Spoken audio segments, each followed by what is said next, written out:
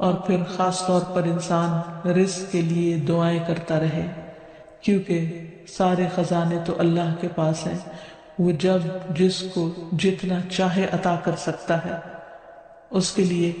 نبی صلی اللہ علیہ وسلم کی سکھائی ہوئی مسنون دعائیں بہت ہی بہترین ہیں۔ نبی صلی اللہ علیہ وسلم ہر روز صبح فجر کی نماز کے بعد یہ دعا پڑھتے تھے: اللہم انی اسألک علما نافعا ورزقا طیبا وعملا متقبلا۔ اے اللہ، میں تجھ سے علم نافع، طیب رزق یعنی پاکیزہ رزق اور مقبول عمل کا سوال کرتا ہوں، یعنی ایسے عمل کی توفیق دے جو تیرے ہاں قبول ہو جائے، تجھے پسند آ جائے۔ اور اس کے ساتھ ساتھ انسان کو حرام سے بچنے کی دعا کرنی چاہیے۔ اس سلسلے میں آپ صلی اللہ علیہ وسلم نے جو دعا سکھائی وہ ہے: اللہم اکفنی بحلالک عن حرامک واغننی بفضلک عمن سواک۔ اے اللہ، اپنے حلال کے ذریعے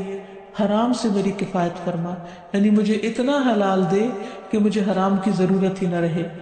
اور اپنی مہربانی سے مجھے اپنے علاوہ ہر ایک سے بے نیاز کر دے، یعنی مجھے انسانوں کا محتاج نہ کر، کسی اور کا محتاج نہ کر، صرف اپنے خزانوں سے عطا فرما۔ پھر اسی طرح خاص طور پر بڑھاپے کی زندگی کے لیے وسعت رزق کی دعا کرنی چاہیے، کیونکہ جب انسان بوڑھا ہو جاتا ہے تو اس کے اعضاء کمزور ہو جاتے ہیں، وہ اپنے لیے خود کچھ کمائی نہیں کر سکتا، وہ دوسروں پر ڈیپینڈنٹ ہو جاتا ہے، تو اس وقت وسیع رزق کی دعا سکھائی گئی۔ فرمایا: اللہم اجعل اوسع رزقک علی عند کبر سنی وانقطاع عمری۔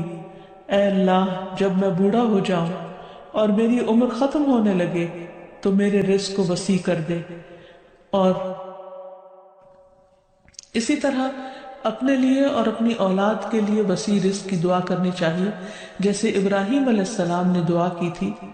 ربنا انی اسکنت من ذریتی بواد غیر ذی زرع عند بیتک المحرم ربنا لیقیموا الصلاة فاجعل افئدة من الناس تہوی الیہم وارزقہم من الثمرات لعلہم یشکرون۔ اے ہمارے رب، بے شک میں نے اپنی کچھ اولاد کو اس وادی میں آباد کیا جو کسی کھیتی والی نہیں، تیری حرمت والے گھر کے پاس، اے ہمارے رب، تاکہ وہ نماز قائم کریں۔ سو کچھ لوگوں کے دل ایسے کر دے کہ ان کی طرف مائل رہیں، اور انہیں پھلوں سے رزق عطا کر تاکہ وہ شکر ادا کریں۔ تو اس میں ہم دیکھتے ہیں کہ ابراہیم علیہ السلام اپنے بچوں کے لیے روحانی رزق کی دعا بھی کر رہے ہیں، جذباتی محبت کی رزق کی دعا بھی کر رہے ہیں، اور پھر اس کے ساتھ ساتھ جسمانی رزق کی دعا بھی کر رہے ہیں